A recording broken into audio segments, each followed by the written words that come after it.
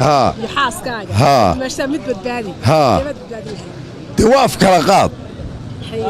أفكار غاض منطقة نبى اللي هو يا بها يا العذابة سوي أفكار كلا هيا ده هو مثل العذاب بيو صدق لا قفو وصدق لقاها الله وأهلي عشيرة يا تادي من هو تادي من هو أهلك من هو عشيرتي وما كلا دعاء ما كلا دعاء من لما توره والله قد قاتيا waxaan rabaa inaan ku weydiiyo maxay tahay hadii la wada walaasha iyo xaaskaaga iyo dumaashida mid badbaadin lahayd aniga hooyaday badbaadin lahaa may hooyo maaha xaaskaaga iyo walaasha iyo dumaashida ay walaashay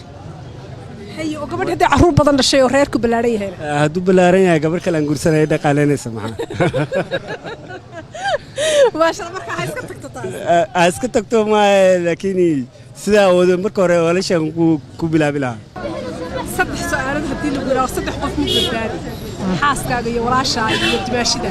tee badbaadin horta su'aal aad u qiimo badan laakiin waxay dhahan waa dilemma waxa luqada qalaad lagu yiraahdo waxa way wada lagu yiraahdo kala hooyada ama abaha midkood dil marka aniga hadda waxaan ku soo gaabsan lahaa inta waan dilay badbaadin karaa li badbaadi hal bal iyo ogliya xaaskay hali badbaadin dhila walaashay waxa weeye iyo xaaskay hadda waxa la yiri Soomaalida xukuma ma hada naas la taabtay iyo naas macnaheedu la nuugay keeba loo xurmo badan yahay marka waska garan kartaa halkaas aad ka fiirinayo xaaskayga way xageeda waxaan rabaa walaasha iyo xaaskaaga iyo dumaashida hadii loo mid badbaadin walaashaydan badbaadin la obvious xaaskii caruurtiina xaaska caruurtiya walaashaydan ka jecel aadaan u jecel walaashayda intaas haye mahadsanid waayahay su'aasha rabena hore ku weydiiyay haya xaaskaaga iyo walaasha iyo dumaashada kee badbaadin lahayd hadii loo mid badbaadi naaskayga xaaskayga waa xaaskayga inaan ku kalsoon yahay oo jecelka aan u qabo aan u gaarga u siinaya marka xaaskaaga maxay tahay adigu ku soo ururisay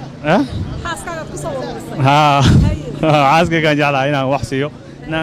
inaan gaargaar wax kasta u qabto aan jecelahay ما شاء الله واتا